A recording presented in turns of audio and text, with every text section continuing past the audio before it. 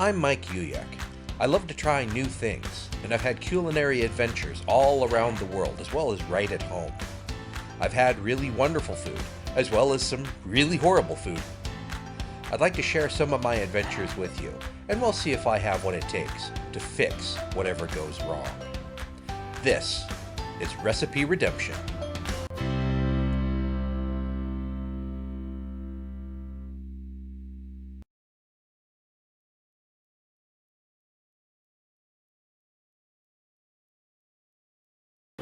Greetings and salutations, everyone, and welcome to another edition of Recipe Redemption. Today, I'm joined with my lovely other half, Chris. Hi. And we thought we would delve into the world of beverages from around the world. I do a lot of food ones, and I never really do a whole lot about drinks. So, we have a trio of things to try, and Chris has, perhaps foolishly, agreed to try them with me.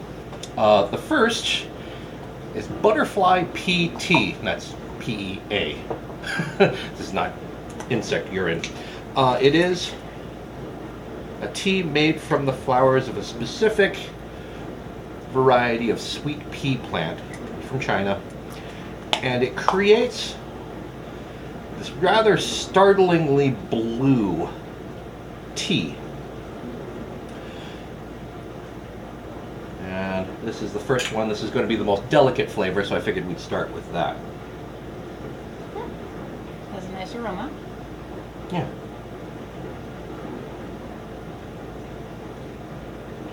Yeah, and it's very, very light.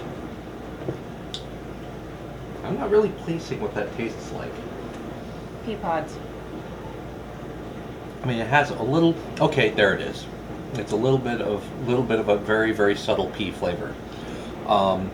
There's not a whole lot to it, but as I may have noted, it is very, very blue. So, for any sort of beverages, mixed beverages that you want to make where, for whatever reason, you want it to be blue, you have an option now. At one time, I wanted to do a Star Trek themed dinner, and I wanted to make Romulan ale, which is a bright electric blue, but the only thing I could think of was blue curacao, and that wasn't really the flavor I wanted to go, the direction I wanted the flavor to go in.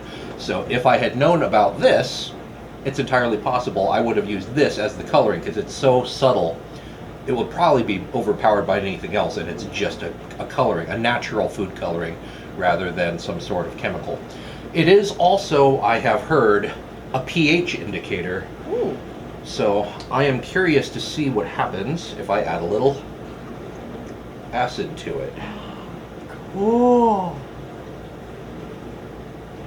And it just turned purple. I don't know if you can see it through the glass. But it's this lovely lavender color. It's almost sort of an amethyst color. Okay, I want to see what the flavor is like. Probably lemon. Yeah, there isn't a whole lot of flavor with the tea itself. No. Okay, that's fun. Okay. Chemistry. Yes. Cheers. Cheers.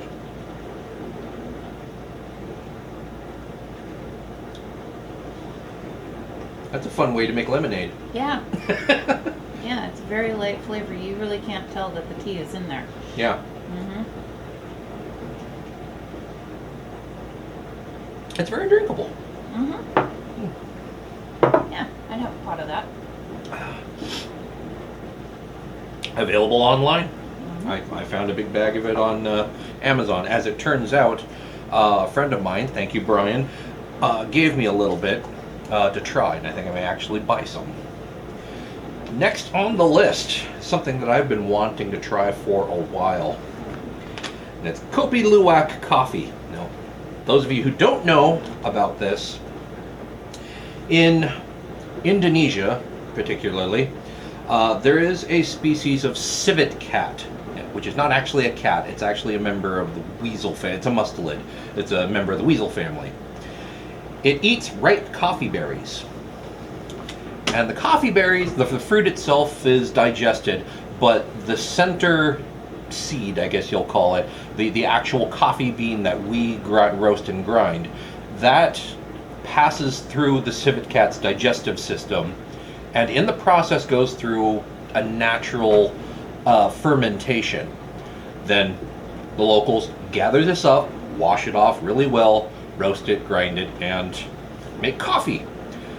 And supposedly the fermentation gives a little something something, which is why it's $50 a pound. So that's also why they sell it in 1 ounce servings, just enough to make about half a pot of coffee, which we did. Cheers.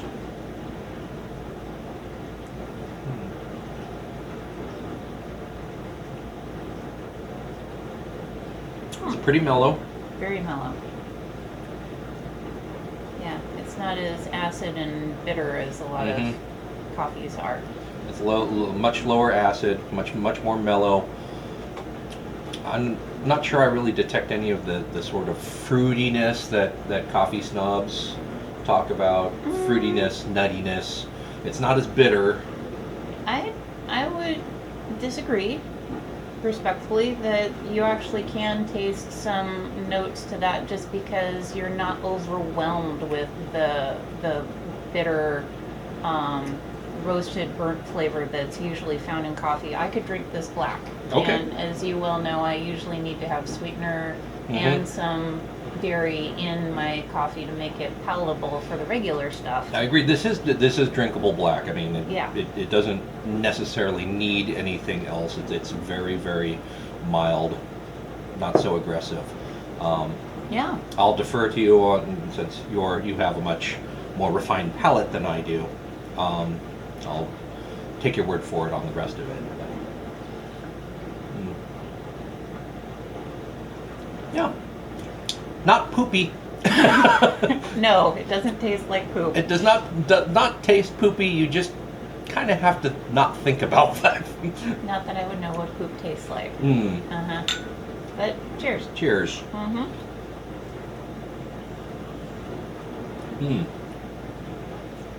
Now, am I going to spend $50 a pound for this on a regular basis? No. No, it's not that good. But it's not bad. If it was served, I would drink it. Like I'm doing now. And now the third thing that we want to try today. So we may want to get some water to cleanse palates. And after a brief break to cleanse our palates, we go on to the third beverage, arguably dessert for this liquid meal. Lester Fixin's peanut butter and jelly soda. I bought this one because the other flavors are more frightening. Lester's Fixins, and I don't know, I haven't been able to find any information online of what possessed someone to do this, but they produce a line of alternative sodas that span everything from the peanut butter and jelly soda we've decided to try to ranch dressing, sweet corn. I think they have a cucumber one, a buffalo wing flavored soda. Scary. We are going to try this one. If you want me to try any of the other flavors, please comment below and let me know. This one seemed the least offensive, maybe.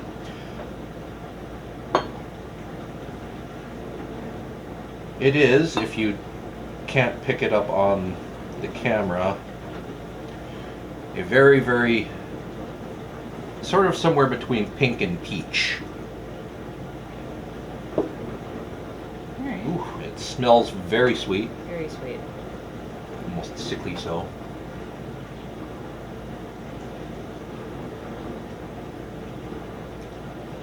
And if there's peanut butter flavor in there, I'm not getting it.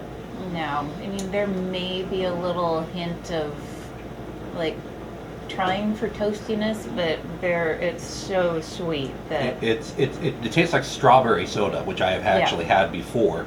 Yeah. It really just tastes like strawberry. Yeah, I agree. If there's anything in there, there might be a hint of umami, really, but not really. No, and that's probably mostly the carbonation that's Mm-hmm. giving that.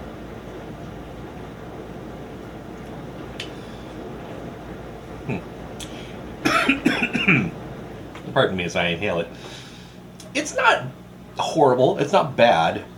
It's not as advertised. This is definitely not peanut butter and jelly flavored. It is arguably just the jelly flavor. Um, and definitely not worth paying the shipping. This is sort of a regional specialty. You can find this stuff in the South in actual stores. I can't, obviously did not find it here in the Northwest.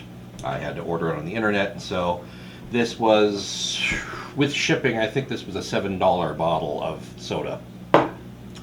Yeah. I think I may need to actually wash that down with some coffee. Mm.